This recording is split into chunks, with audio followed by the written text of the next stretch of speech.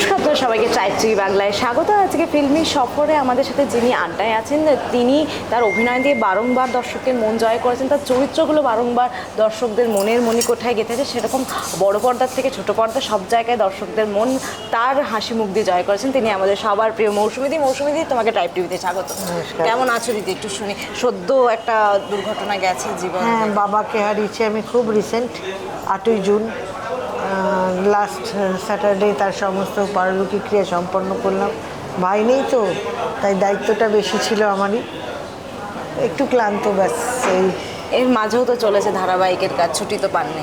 না, মাঝে মধ্যে এক আধ দিন যে পাইনি তা না, তবে রেগুলার বেসিসে কাজ হয়নি। মাঝে মধ্যে আমাকে শুটিংয়ে আসতেই হয়েছে, ওবিসি করতে করতেও আমাকে শুটিং করতে হয়েছে।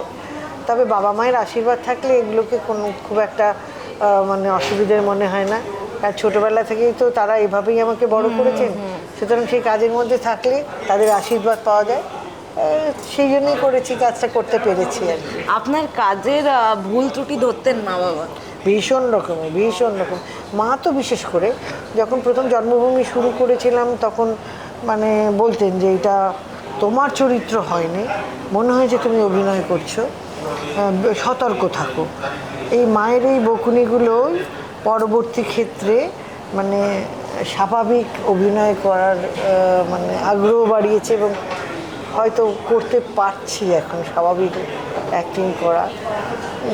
আর বাবা বরাবরই চুপ ছিলেন, শুধু বলতে হ্যাঁ ভালো হয়েছে, আর একটু ভালো হলে আরও ভালো লাগতো, ব্যাস এই আর কি।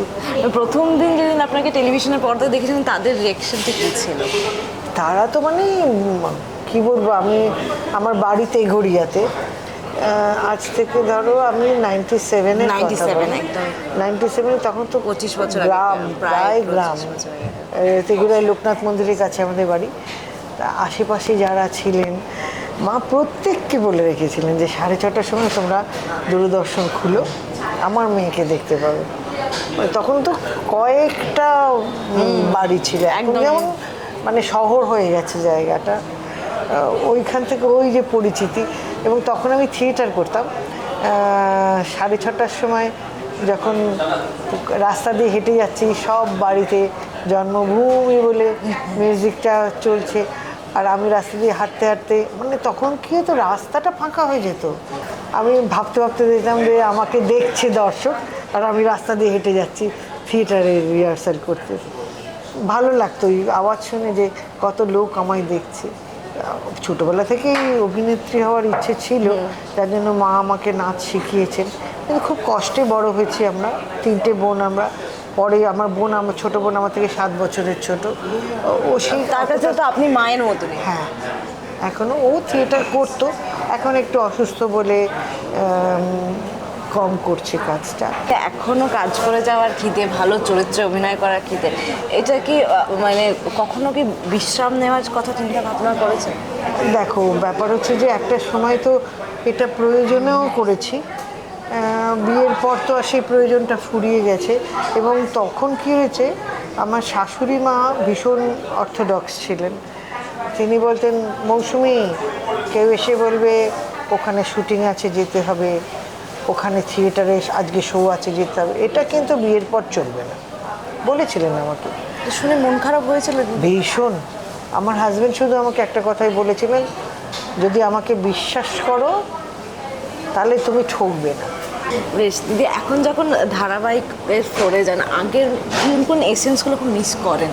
ভীষণ রকমের। প্রথম কথা গাইডেন্সটা ভীষণ মিস করি, ডিরেক্টরস গাইডেন্সটা ভীষণ মিস করি। স্ক্রিপ্ট রাইটার যারা লিখতেন তারাও তো ফ্লোরে আসতেন, তারাও বলতেন যে না এটা ঠিক হয়নি মৌসুমী, এটা একটু মানেটা ঘুরে গেছে, এটাকে ঠিক করাও, ওইগুলো বলতেন। তো যে সমস্ত ডিরেক্টরের সঙ্গে আমি কাজ করেছি, প্রথম ইন্দর সেন, বীরেশ চ্যাটার্জি, প্রভাত রায়, এদের সঙ্গে কাজ করে যে গাইডেন্সটা পেয়েছি সেটা খুব মিস করি গো, খুব মিস করি। দেবদা, জিদ্দা সবার সাথেই কাজ করেছেন। যখন ওদের নতুন দিকের, ওরা যখন প্রথম দিকে ছিল তখনও কাজ করেছেন। দেবের সঙ্গে তো আমার বেশ অনেকগুলো ছবিতে করেছি। ওর যেটা ইয়ে ছিল, শর্ট দিয়ে জিজ্ঞেস করি, দিদি ঠিক আছে, এটার উচ্চারণটা কী হবে। অনেক সময় ডাবিংয়ে গিয়েও ওর সঙ্গে উচ্চারণে ভুল করছিস, ঠিক কর। ওর সঙ্গে যখন ডাবিং করতাম একসঙ্গে এগুলো করেছি। ওর ওই মানে জানার আগ্রহটা ছিল, ঠিক করছে কি ঠিক করছে না এটা। এখন কি হয়েছে, আমার বহুত দিনের সঙ্গে এখন কাজ করিনি, জানি না অফার কারণ আসে, কাজে আসে। আমার সঙ্গে ওই অনুষ্ঠানে দেখা হলে ব্যাস ওই অবধি। এখন অবধি ওর ছবিতে সেভাবে মায়ের চরিত্র তো পাওয়া যায় না, একদিন দুদিনের কাজ ওটা আমি করবো না, সেটাই। ও জানেও, যার জন্য অফারটা করে না আমাকে ওর ছবিতে। যদি সেরকম ডাকে নিশ্চয়ই যাবো। এই যে আমরা আজকে কথা বলছি এটা নিয়ে চুপ, এইখানেও তো একটা অন্যরকম ঠাম্মির চরিত্রই।